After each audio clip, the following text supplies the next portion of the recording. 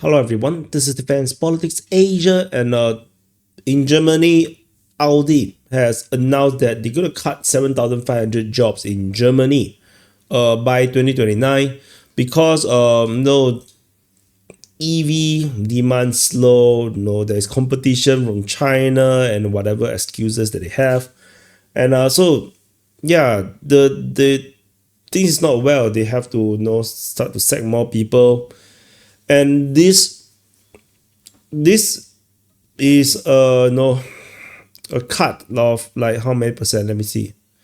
I saw another article that shows the numbers, but no, 7,500 jobs. They hire a total of 88,000 people in the entire in the world, 55,000 in Germany. So cutting 7,500 is more than 10% of their staff in Germany.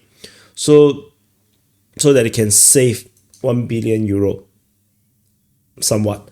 How do you save if you don't earn the money? I do not know.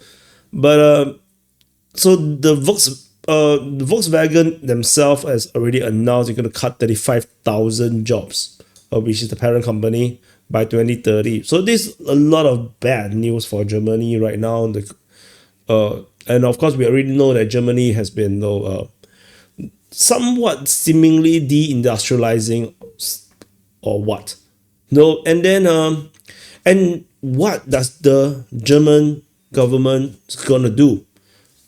No, to combat this economic problem, they're gonna spend $1 trillion, but on defense. So, they're gonna spend $1 trillion. Half of it is gonna pump into defense to build up this military, because of the perceived threat from Russia, which is not even a threat.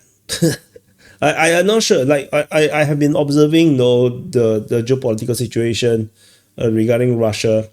Like Russia is never going to invade into Germany. I don't know what they are thinking about. If you're going to spend $500 million, why not develop nuclear weapon?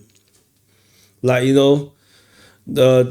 there's no point if you're going to buy tanks and whatnot. Just buy nuclear weapons, or just develop one. So they voted to change the constitution, which will pave way to spend $1 trillion through debt. They're spending money that they do not have. They have to go into debt to spend €1 trillion.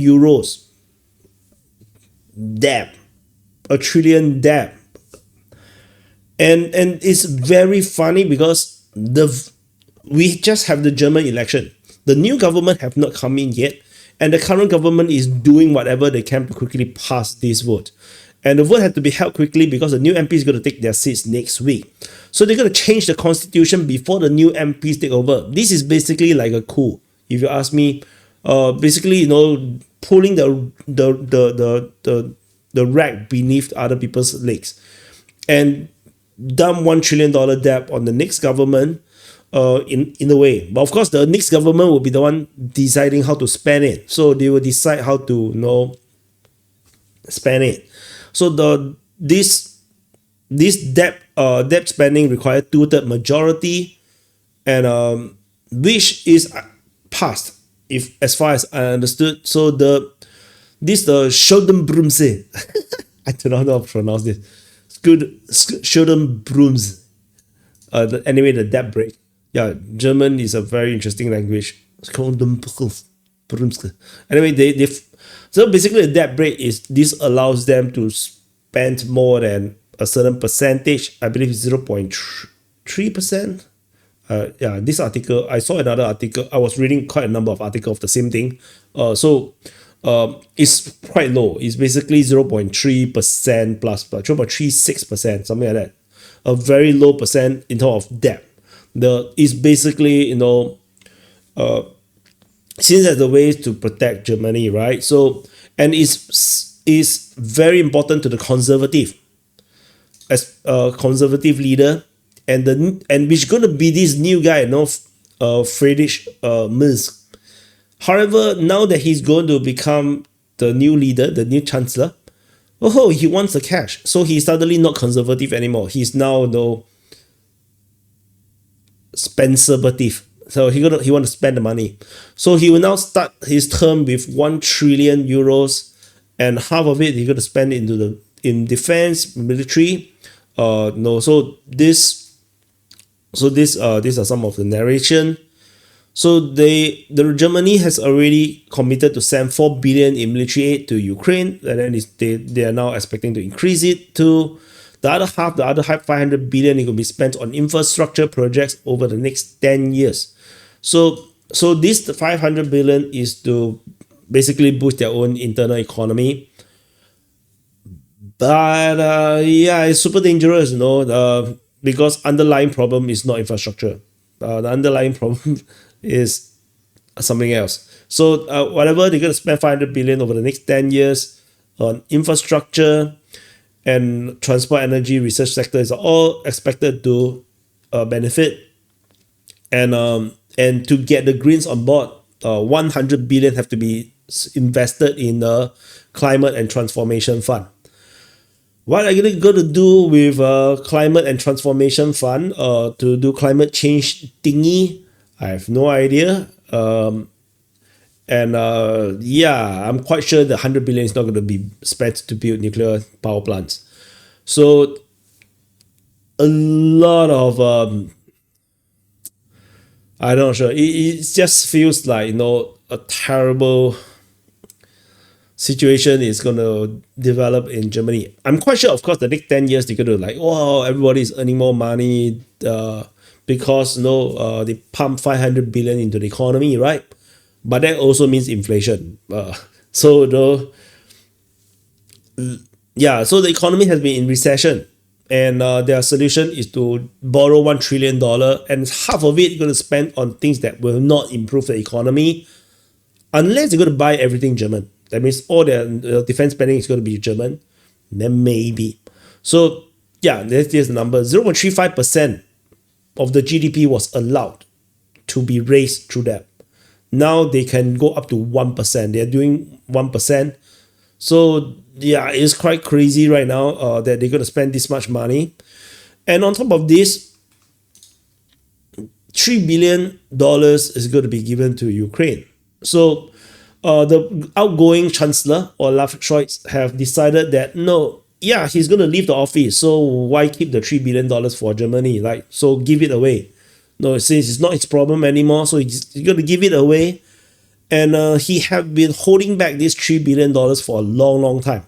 So you see, he have held the $3 billion for a long time because of the election. He really don't want to give this. And then he said that the aid should be contingent on borrowing and not come out from the federal budget. And in the end, now that he's going to go out, he lost the election, it's not his problem anymore. So he's ready to unlock the $3 billion aid. He's going to give it up and give it to Ukraine. Fantastic. And on top of that, they're going to spend $300 million. No, not spend. They're going to give away $300 million to Syria. For some reasons. They're going to give because they want to stand with Syria. I'm not even sure who is Syria right now. Which faction is Syria? I'm so confused. There's so many factions inside the government forces. Everybody's doing different things. Some are good guys, some are bad guys. Some just attack Lebanon, and then they'll say that government forces attack Lebanon. But who is attacking Lebanon? So it's nuts. So and so you see the problem right now that they are cutting jobs. And you know what? BYD, the China electric car maker, is planning to build a factory in Germany. They are thinking about it, and Germany is their first choice. They really want to build it in Germany because they want to avoid the import tariff, and they want to build their brand as well. But it all comes down to whether people want to buy the BYD car. And I'm quite sure the sales is going to be pretty decent because BYD's car are actually pretty. The latest models are all quite nice. They are the top selling car brand like in Singapore right now because the cars are just cool. It's just cool. So that's why I say come back to Audi. I blame Audi because why your cars look like shit, make better cars, or design more, be more outrageous, be more try something new, don't be too safe. So anyway, the situation is really bizarre, and I personally, I'm not sure. Of course, I'm not an economist. I'm not sure how this is going to turn out for Germany, but my gut feeling is quite bad. My suggestion for Volkswagen, particularly Audi, is to start designing armored vehicles and tanks and drones and fighter jets.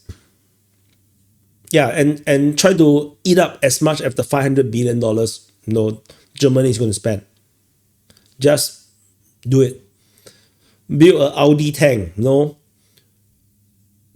just put one turret in front of this car, it will also work, it doesn't matter because one small little FPV drone will destroy the tank anyway. So no need too much armor.